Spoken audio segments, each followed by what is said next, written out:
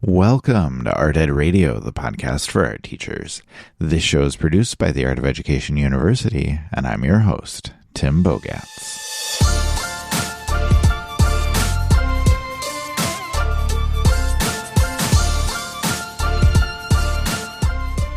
It's the first podcast of the month, so of course it is the Mailbag episode.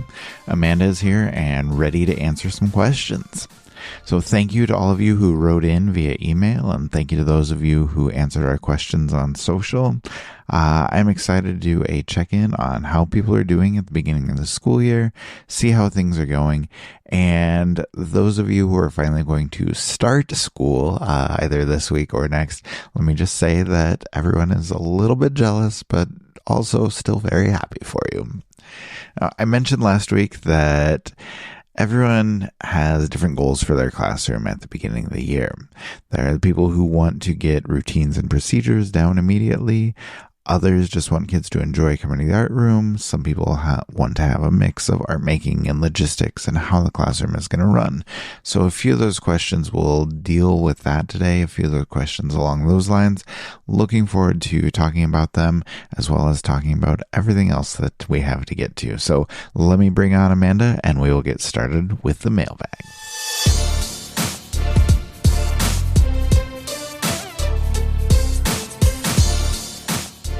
Amanda Hine joining me now. Amanda, how are you? I'm good. I'm a little sleepy. My kids started school yesterday, but, transition time, but I'm doing well. That means I get to be back at home and not in an office for the summer. So, I'm feeling pretty happy about that. I was going to say, it's good to see you in the normal background that I'm used to. So, for me, too, it's good. Oh, good. Yes, that's why I'm here. I was going to say, my kids have been in school for like a month now, so it's wild to me, but it's a little different. And we need to talk about that too. I wanted to kind of do a celebratory shout out a little bit later on, just because I feel like teachers are, a little more excited to be going back to school right now. Things seem to be going a little bit better. So we can chat about that in a second. But first, we need story time. Like, how are you? What's been going on with you? What's new in the past month? Yeah. Okay. Well, I have three things. Number one, this is garden adjacent. So if you're not somebody who likes garden talk, again, just fast forward. Poisonous plants are taking over my yard and I'm not really sure what to do about it. There's this thing called pokeberry. Yes. And I didn't know it was poisonous until we had my friend is redoing one of our front gardens. And she was like, oh, there's poisonous plants in here. And I was like, what? She's like, yeah, these are poisonous. Then I looked it up on the internet and it ranges from that's definitely not poisonous. Just don't eat it.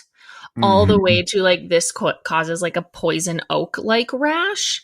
My way of dealing with that is just to be I'm just letting them grow 5 feet tall because I can't know what to do. But it's not my fault. It's the neighbor's fault because it's lining one whole side of their house where they can't see. But we're not friendly with them. So I don't know what to do. I feel like this is my own mailbag question. If anybody has advice for this tricky, nuanced situation, please email us. Anyway, so I can pull them out of my yard, but I can't do anything. It's by where my kids play, and I don't know how poisonous they are. So anyway, that's happening. Yeah.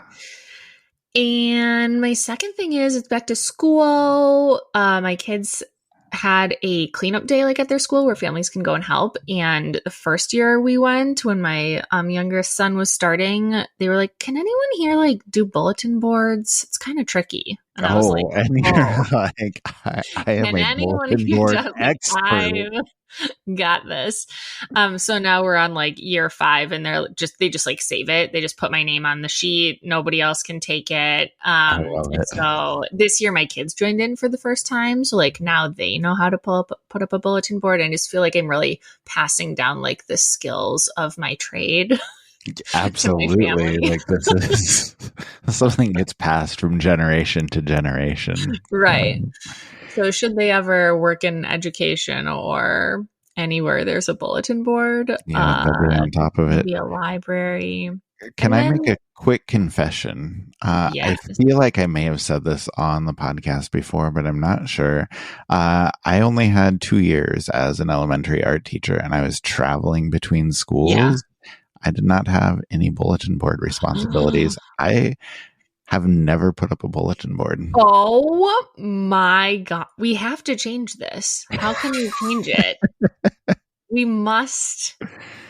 Maybe we need like a bulletin board for my background when we're recording or when I'm Yes. in Zoom meetings, and then I just need We to can change change that it out. because, This like, is a you haven't, terrible idea. I don't want any you, part of no, this. no, you haven't experienced the joy of, like, oh, like picking out your borders and then, like, using the die cut machine to do your letters and then, like, pinning everything up and seeing if you like it and then, like, the satisfying staple gun. I feel like a This lot of all people are sounds nodding along terrible with to me. me. Some I don't know. people are Although not. when you said staple gun, I got a little intrigued. You're But yeah, perk up. overall, no, I don't like this. Okay, that's fair, but I'm shocked about that. Yeah, it's I don't know. I feel like there's just something I probably missed out on in never having put together one, but And you didn't do I'm it okay with that. when we did the art room makeover. No, I was not in charge of No, that. So I was. I know. I know. So So I funny. don't know. I guess if somebody wants to invite me into their classroom to come put up a bulletin board, it'll be very questionable how the end product is going to look, but I would be willing to give it a try. Okay, I really like this for you. Okay, sorry about this little jaunt off course, but you did have a third story that I think you Well, it's wanted to not really a tell. story. It's just like I have something to tell everybody and I can't tell them yet, and it's eating me from the inside. And Oh, I can't, like, I just want to tell everybody so badly. We have something new coming. we're And like 2 weeks away at this I point. know. Like, please get on our email list. Please follow us on Instagram. It's my favorite thing I've ever done here, and I've done so many things. Launched so many things, revamped so many things, and like this is by far the most fun and exciting for everybody. So I don't know. That's all I can say. That's really annoying. I get really annoyed when people do that, but like I just you you know what it have to bring is. it up. Yeah. No, I'm excited too. And we have I don't know, big announcement coming in a couple weeks. We have a podcast coming about it in 3 weeks. And so Mhm. just stick with us and you will find Okay. out and you will love it. So I think I um could say it's going to provide new opportunities for collaboration, creativity, connections. connection. Yeah. Yeah. So I'll say okay. that. Okay, I like this. I think that's good. Okay, now everybody's either What's your story? intrigued or really annoyed at this Yeah. point after. I just have one quick story. My kids both run cross country, which I think I've talked about before. Mhm. And they had time trials to see, whether you're going to be on varsity or JV or whatever. And so kids are just running all out. This is like a real race before the races actually start. And, my son is kind of middle of the pack and he was really just going all out to try and catch this kid right at the Uh-huh. end of their race. And so with like a minute to go, you could see them both come in. They're both just sprinting as hard as they can to try and finish. And my son lost by a matter of 2 or 3 seconds. And he was just worn out and like just exhausted after doing this. But the kid next to him was literally like puking into the grass like 3 or 4 times, which is not uncommon during cross country races. Like kids just go Gross. all out for 3 miles of running, and then they throw up. Like a lot of races will just have a trash can at the end of the race Ew. for that to Why happen. do people go running? This is my whole argument. Like, I don't get it. Yeah, it's gross. It's bad. Apologies to anybody who did not want to hear about that. But I was just going to share my son's comment. I just said, kind of disappointing to lose by just a couple seconds. And he's like, yeah, but did you see him after the race? I was watching him puke and I just thought to myself, who's the real winner here? And I feel like, yes, That is the correct approach.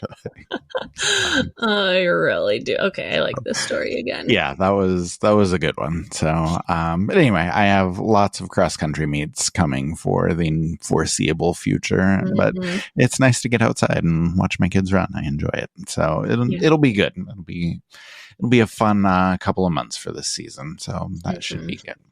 Okay, before we get into the mailbag, I wanted to start with these celebrations. Like I said, I just talking to all of my friends, all the teachers I know, people seem more energetic, more enthused about being back to school. And I was talking to my friend Mandy, who teaches fifth grade, and she's like, nobody has hit me or kicked me or cussed at me yet. So things are going great. Wow. So it's like, well, if that's one of the perspectives that you want to take, like, that's fine. Whatever works for you. No, she said her kids have been much better. My wife is thrilled with her students that she has this year, which I think is great. And we actually asked on Instagram and Facebook, like, what's going well for people, and a ton of great responses. At Ariana Swaff said students are excited and engaged. At Miss Murphy Art said student excitement is really good this year. A lot of people are loving how eager students are to be back and to learn, which is a big change from past few years. And at iHaberly, she said she has a new visual timer, and the visual timer is a hit, which I don't know. You have any thoughts on visual timers? Like, I never have used a whole one. podcast on visual timers in me, but I will just say the visual timer for our household, our personal household, has been a literal game changer. Like, we use it multiple times a day, every single day. So I can see they were like just starting to be a thing when I left the classroom, honestly. So I never got a chance to use it with my students, but I definitely would if I was in the classroom right now. Yeah, it seems like such a great thing to invest in. So, and then Kelly Burge on Facebook said that she did foam block printing on the first day with second and third graders, which very brave, Kelly. But she said they each got to take 2 prints home and made a collaboration poster. So Holy cow. That's real impressive for first days of school. And then, of course, a bunch of people pointed out that school has not started for them yet, which, very happy for you too as well.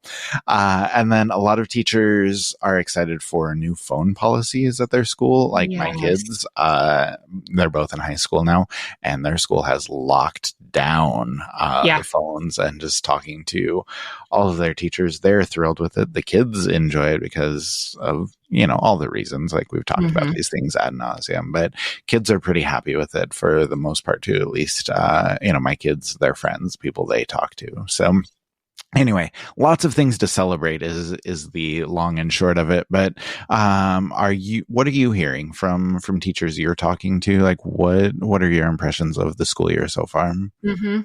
I mean, very similar. Like, people are just excited to be back. Like, the thing that I keep hearing is that it just feels different. Like, it feels different this year. I don't even know if I'd go so far to say normal, but just like, because what even is normal after the last 5 years? Like, that's hard to qualify.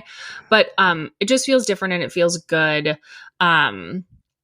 My kiddo's school also has a new phone policy, and we got my newly minted middle schooler a smartwatch for the first time, and we were explaining that it was going to be in school mode, and he was like, what if I have to check the weather?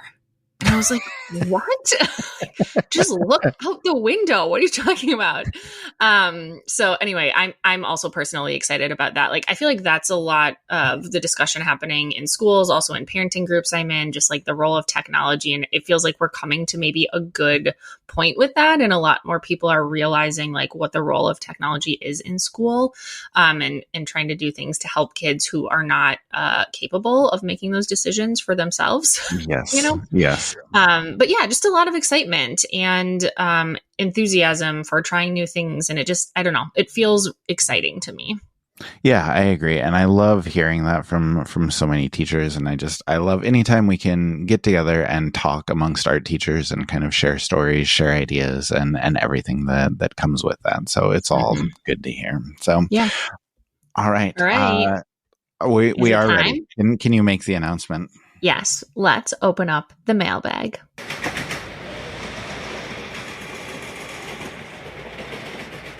Okay, our first question is from Chloe in Michigan, and Chloe emailed me to ask you a question. So she Oh, says, this great. is for Amanda. I've heard you talk before about giving kids helper jobs, which is something I want to do in my classroom, but don't know where to start. What jobs do you give them? How do you explain them? And how do you pick the kids?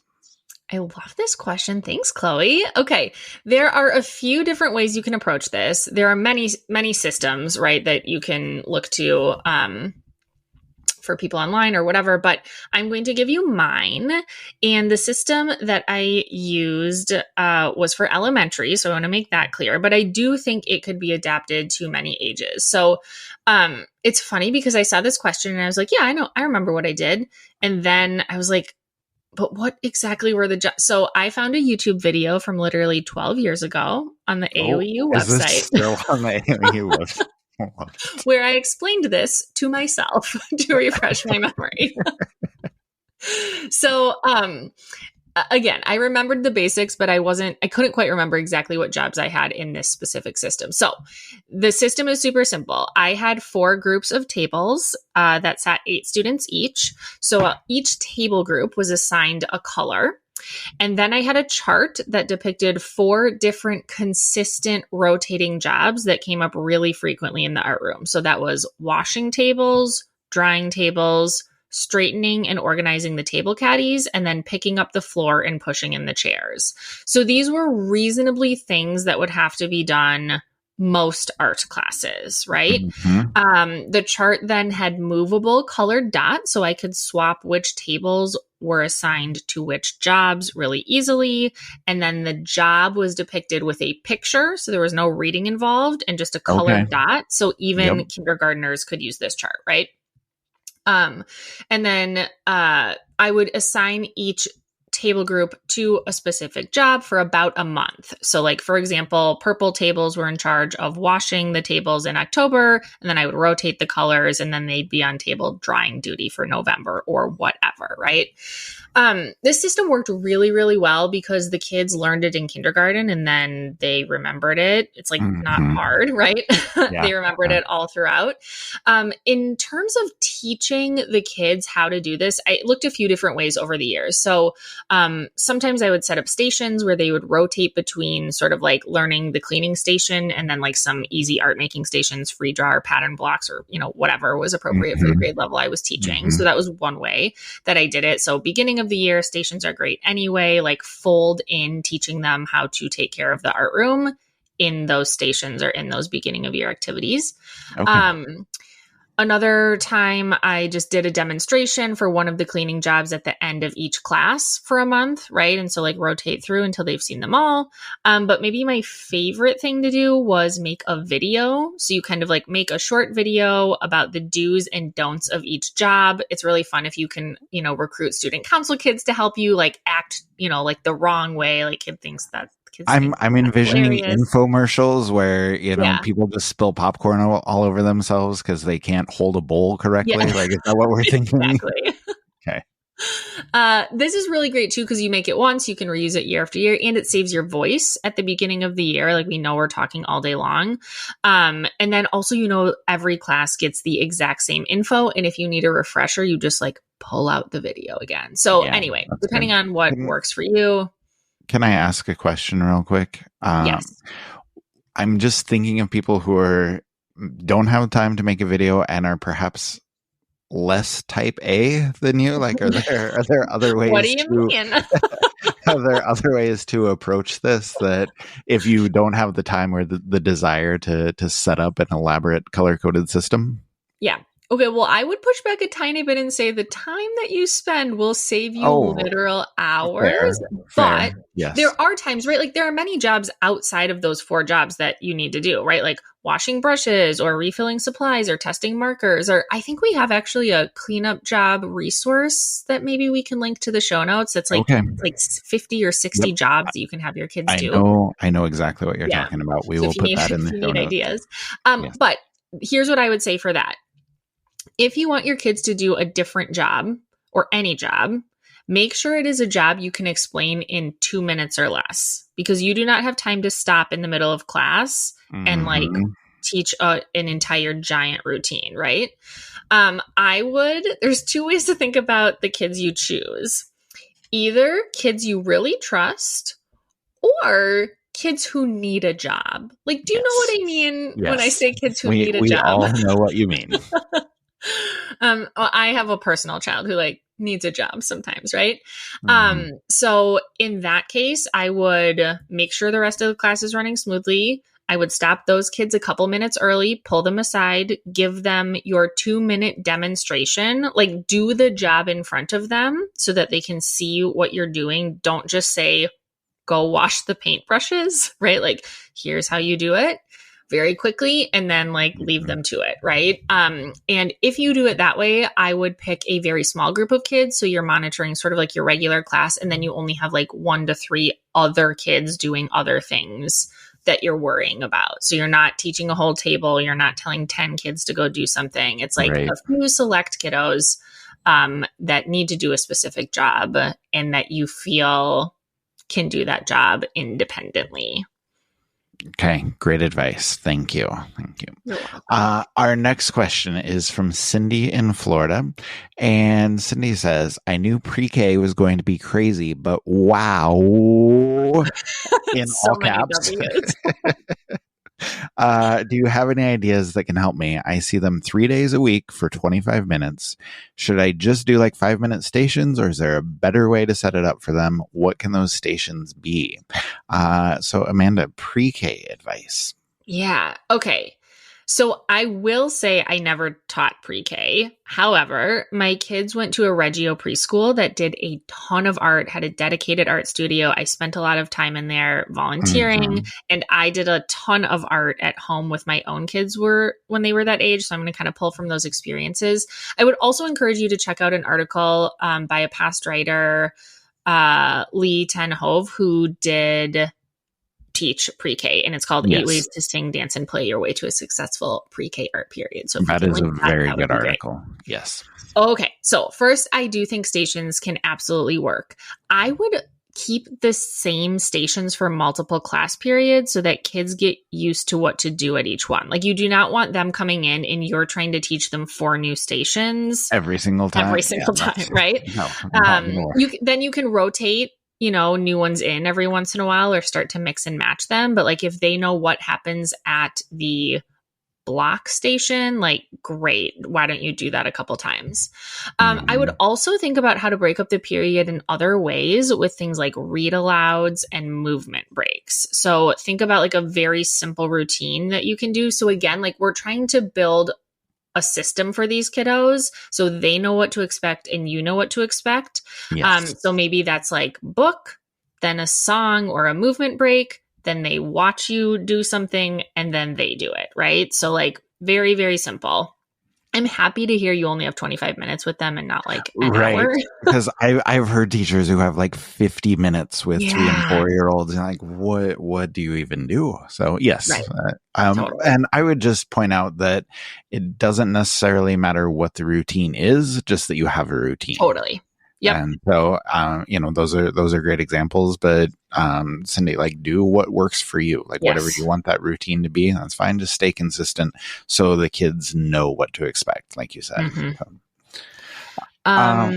ahead. And then my last tip is just like, think about process over product. Right? Like, these kids at this age, it's much more beneficial for them to experiment versus like make something. So I wouldn't default to like crafts, unless you're working on a specific fine motor skill. Like, I would give them other things to do, and then just let them experiment and play with materials. And if you need some sort of product to send home, one thing I really love about the Reggio philosophy is documentation. And so we would just get a ton of pictures. So like, maybe the documentation, the product of art class, is a photo of each kiddo getting their hands messy in some clay, right? Or something like that. Yeah. And you can just talk about why that experience is important to them, what they're learning, things like that. And parents and admins will love something like that if you do need a product. So that's good advice. Really quickly, could we brainstorm like just a list, like ideas for stations? Yes. I'll give you a second to think while because as you were talking, I was just thinking about like what are the stations that are going to be good. You mentioned blocks. I think that's a Yep. good one. I was thinking about like Duplos. Mm-hmm. Well, just because I have my kids' Lego construction right in front of me, but Yeah. so that made me think about that. I thought about clay just because kids love doing hands-on, and then maybe just like big supplies, like jumbo crayons or things Yeah. that pre-K kids can use and hold. So I don't know.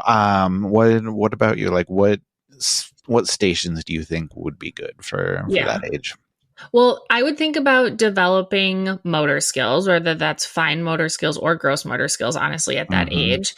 Again, some of these are going to be appropriate for your kids, some of them won't. So take the ideas that work for you. Yeah, I suppose I should put the disclaimer before I start talking about Duplos and Everybody do this. Legos. Well, it's funny in a Reggio setting, they use real art materials. So like acrylic paint, Sharpie markers. Like it's really wild. They also have like 6 kids at a time or Yes. 3 kids at a time for the really little ones, right? So, okay. Mm-hmm. We're not doing that in a public school setting Right.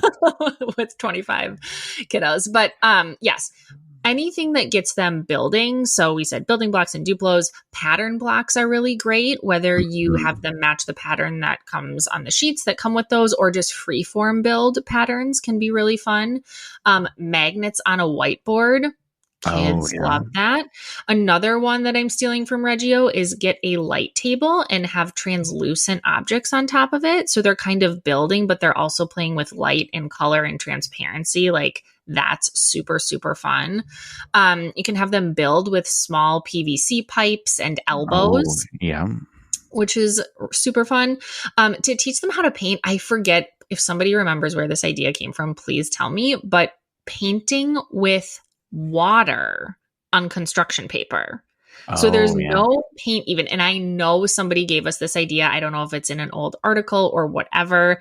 I'll see if maybe we can find it and link it in the show notes, but maybe it was an old Now presentation. I can't remember, but I thought that was a brilliant idea.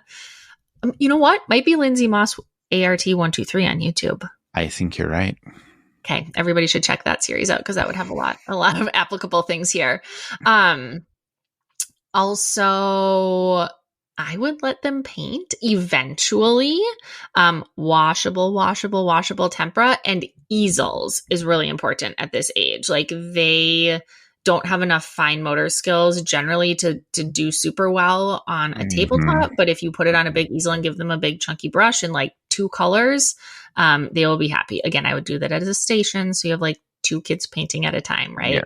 Yes. And then my last idea is shaving cream on a table and then have them draw with their fingers into it. Again, like really highly sensory experiences will capture these kiddos, I think. Yeah, that's a fun one for every age. I remember hearing about that and like trying it with my high schoolers and oh my God, they loved it. Yeah. So yeah, that works for anybody, but I think that's a great idea. All right. Well, thank you for all of those suggestions. I think that'll be good.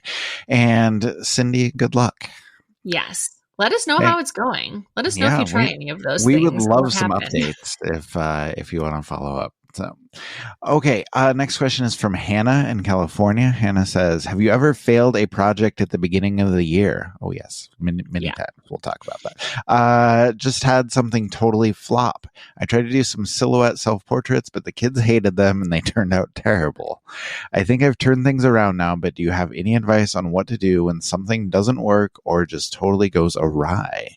Also, if you have any ideas for my next project, I would appreciate it. We are doing neurographic art right now, and the kids are loving it. So, Amanda, please be vulnerable and talk about your failures. Well, I think I've already done that on this podcast. My biggest to date failure, rag rugs. I don't know if I got into it. I remember you talking about this. Yes. But okay, the 4th graders at my school did Pioneer Days, and I was like, yes, we're going to make rag rugs. And then we can do like, they can each make a mini one and we can make a collaborative one. It can live in the art room. Like, what was I thinking? First of all, you have to teach kids how to braid. Second, you have to teach kids how to tie knots. And third, you have to teach them how to sew. Like, obviously, this was in my second year of teaching. I didn't know better. I went all in. Like, I collected old t-shirts from the community. I washed them at my house. I cut them into, I mean, like, I put so much effort into this. And Yes. if I'm being honest, probably in the first 20 minutes, I was like, oh my God, I made it. What have I done? But I persevered for probably 3 class periods. Okay. And then I was like, this is a disaster. Like, it is never going to work. And I think actually it takes more guts to just be like, hey, we're done, rather than to push through, because like, it's so good for kids to see that, quite honestly. But yeah, it was bad. It was bad in terms of like the time suck. There were definitely kids crying. It was just bad. What about you? I should not laugh about kids crying, but it happens. I would just say I have failed all of the things, all of the times. It's not a rare experience for me to just have a project completely go off the rails. Mm-hmm. And it's just something that comes from trying new things consistently. Like, I was not a teacher who did the same thing year after year, and so I'm always trying new things, and sometimes they work, and sometimes they do not.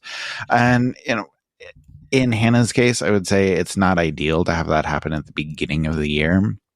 But at the same time, those lessons that you learn, like you just mentioned, those lessons you learn from failing can carry on throughout the year. And I would just say the first time that I realized, like, oh, this project is going nowhere quickly, we probably need to, like you said, wrap it up and just call it off. And that's tough to do. That's very tough to do, especially the first time that it happens. But I will say, as soon as I said, hey, I don't think this is working, I noticed that you all are hating it, and I think we should probably just bring this to an end.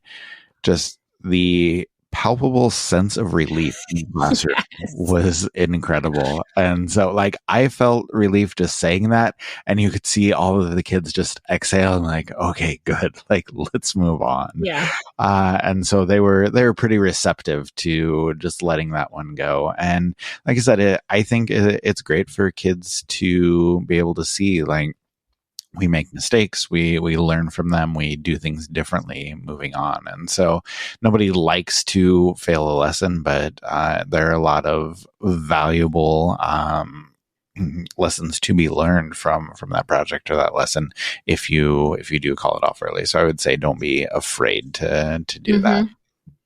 Yeah, I agree. Just own it. Like, what did you learn? Like, I think that's another important piece, right? Like, what did you learn from this experience? Like, you can share that with your kids and be like, it wasn't a total loss. Like, we learned we don't like making rag rugs. Or we learned, like, maybe we're not ready for this. Maybe we need to build some skills before we try this again, right? Whatever it is, and then just move on. And the kids will be very happy to go along with something else. Yeah.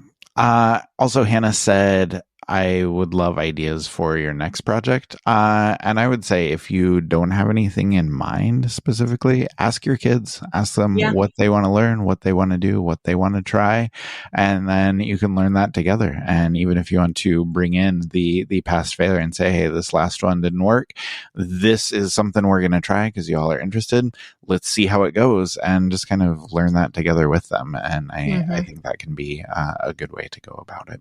Yeah. Or if they're loving neurographic art, like, what could you stretch that in some way? Like, could you do a neurographic portrait? Or like, maybe they would enjoy Zentangles, once a month, or, like, think about like what they are enjoying about your current experience, and like, how can you use that as a thread to connect to wherever you go next? Yeah. Whether that's line work or color or abstraction or whatever. Just maybe take it's lessons the watercolor if you're coloring them that way, and kind of let them lead you.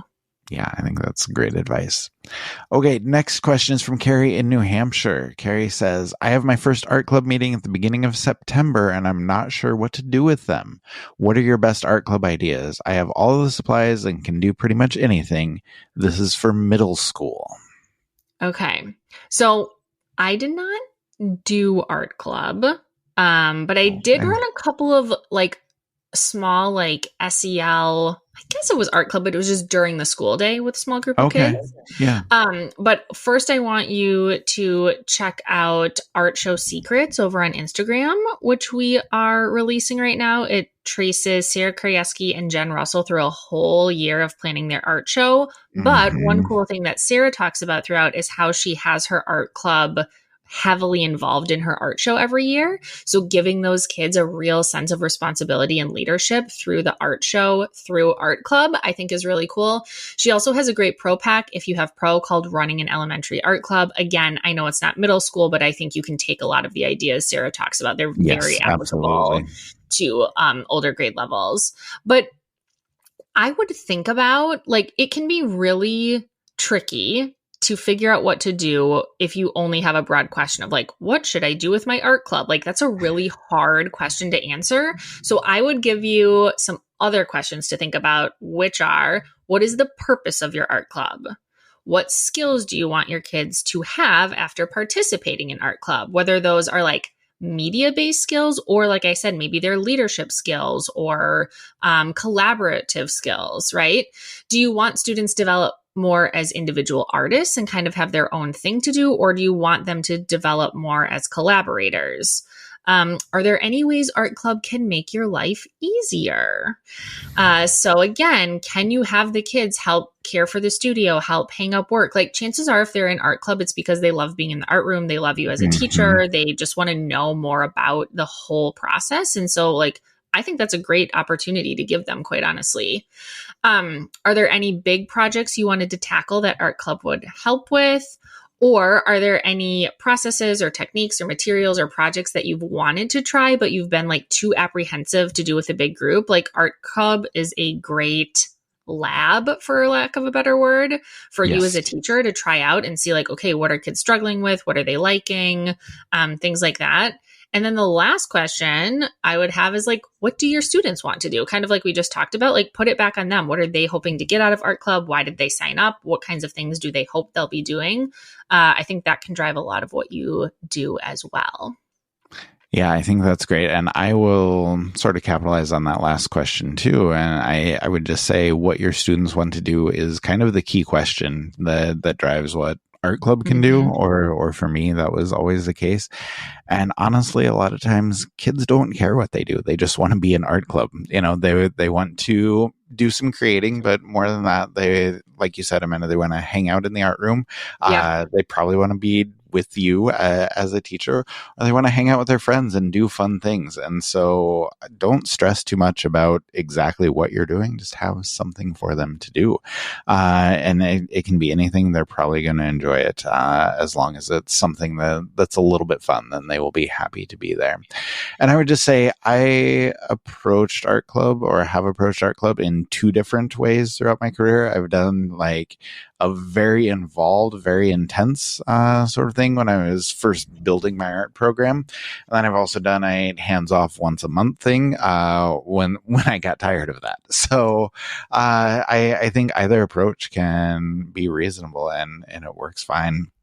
When I first started, I was trying to build my program, trying to get kids to sign up for art classes. And so we met every week, just Wow. because, well, again, like I'm providing a space for kids to hang out, Yes. and just kind of create. And sometimes I wouldn't even have lessons for them. Just be like, hey, keep drawing whatever, or here's some markers, go crazy with whatever you want to draw. But they just wanted to be there. And I was going to be there, cleaning my room or grading stuff or Mm-hmm. setting up for whatever. So just kind of providing a space for them. Now, in good conscience, I cannot recommend that people do that, especially, if you're not getting paid much to do that. But if it's something that you're okay with and want to do while you're building your program, then go for it. But yeah, we did everything. We made t-shirts. Kids loved having t-shirts. They loved Yeah. being a part of the group.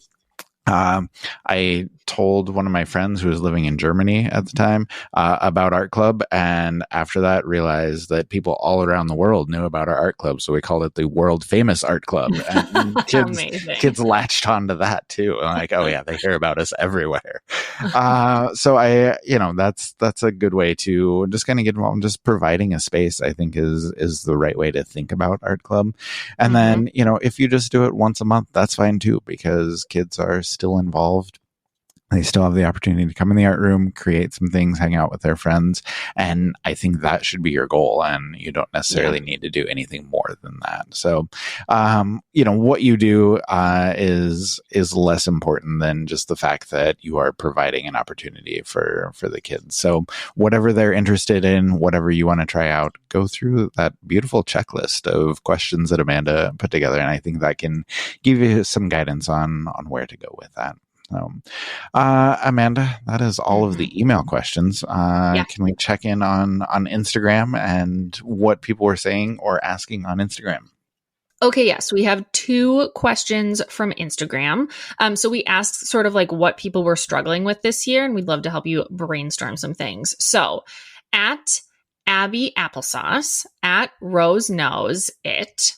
These are good Instagram handles. And at Marianaki said class sizes, exclamation point.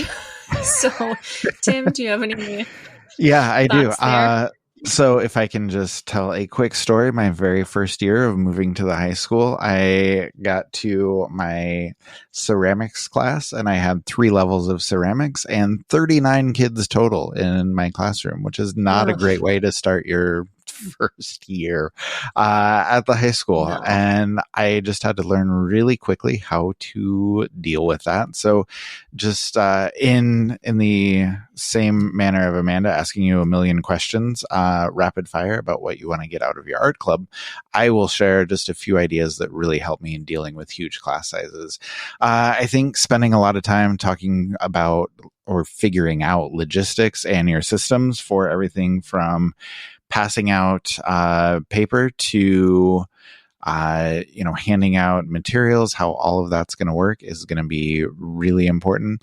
Get as much shelving and as much storage as you can to put projects on, whether that is 2D, 3D, whatever. You need places to put all of that work.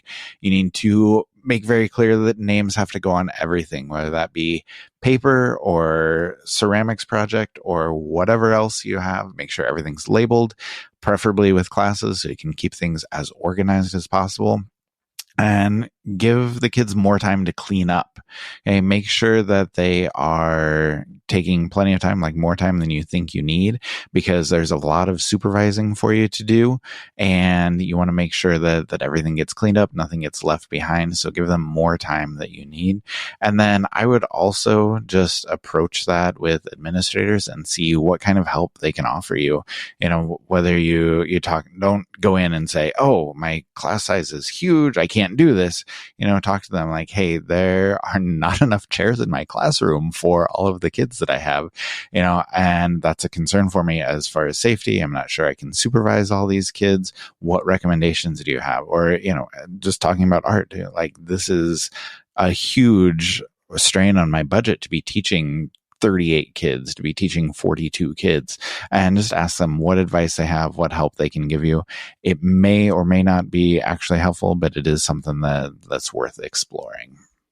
Excellent. I think that is all great advice and something that everybody is struggling with. If anybody has any like super, super, super specific questions about class sizes, like how do you learn everybody's names, or like how do you handle letting kids go to the bathroom, or like my paintbrush cleanup is like wild and I don't know how to handle it, or supplies, whatever. Please let us know that too, because we like to know. I was going to say, we love to dive in. We love deep dives on anything. So yeah, good. All right. Last question from at the HS art teacher. Duty switching from study hall to hall monitor. I used that time to grade. So I'm assuming this person used to have study hall, which would be amazing for grading because kids have to be quiet. And now they are either stuck in the hall or roaming the halls. Like I know hall duty differs I was depending. going to say it's different everywhere. Yes. Yeah, but like it always sucks. Like, that would be like one of my least favorite duties to take on. So, okay, I have a couple of ideas here, and then Tim, jump in if you have anything else. But Yes. if you are in a hall duty situation where you can sit in a hall, it's like put your desk in the hall, like ask for a desk or ask for a chair. You can continue grading in the hall. In my high school, that's how it worked. Like there were sort of like stations of hall monitors throughout the building. So if that's you, try that. Now, if you have to be like wandering the halls to try to like catch the perpetrators or like check passes or whatever you're doing, Yep.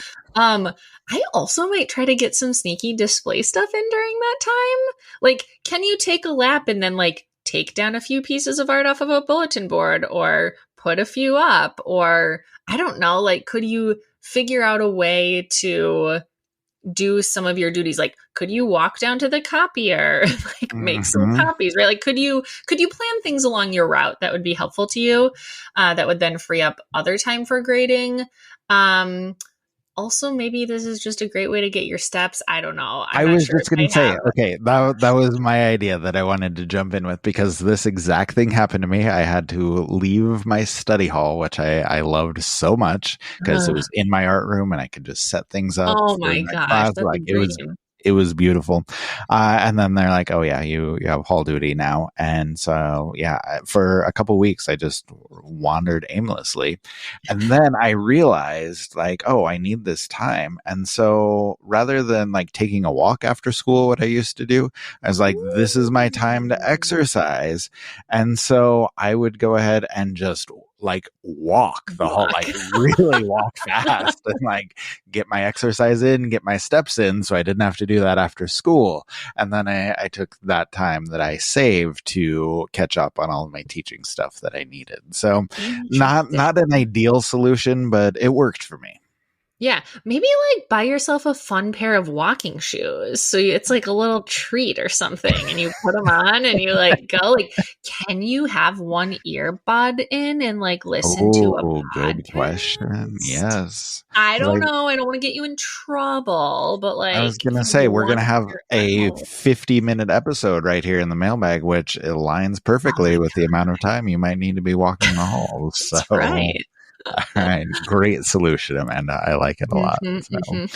Cool. All righty. I think that is it for us, correct? Anything else coming through? No, that's all I've got. Right. Okay. Well, everybody make sure that you check out everything in the show notes, and keep an eye out for Amanda's super exciting announcement that she teased, coming in just a couple of weeks here. Amanda, do you want to say anything else about that? Or are you going to get in trouble if you say too much? I'm going to get in trouble, but just like pay attention. Okay. All right. Sounds good. Amanda, thank you so much. Always fun. Let's do it again next month. Sounds good. Bye, everybody. Thank you to Amanda. I appreciate her coming on and appreciate her sharing her experiences and her expertise as always. And as always, the show notes will have the resources and articles and podcasts and videos and everything else we mentioned today. So whatever piqued your interest, it should be easy for you to access. All right, we will wrap things up here. Thank you again to everyone who took the time to write in. We always love hearing from you. Hopefully we had some advice today that can be helpful to you, or if you think it may be helpful for someone else, we always appreciate you sharing and passing along these episodes.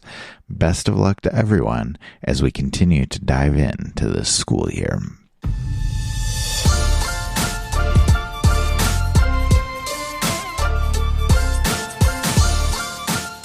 Art Ed Radio is produced by the Art of Education University with audio engineering from Michael Crocker.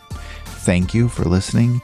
We will be back next week with an oldie but a goodie, as I think it'll be perfect for Literacy Month in September and International Dot Day coming up on the 15th-ish. We're going into the archives to find a great interview with the one and only Peter Reynolds. I'm excited for you to hear it next week.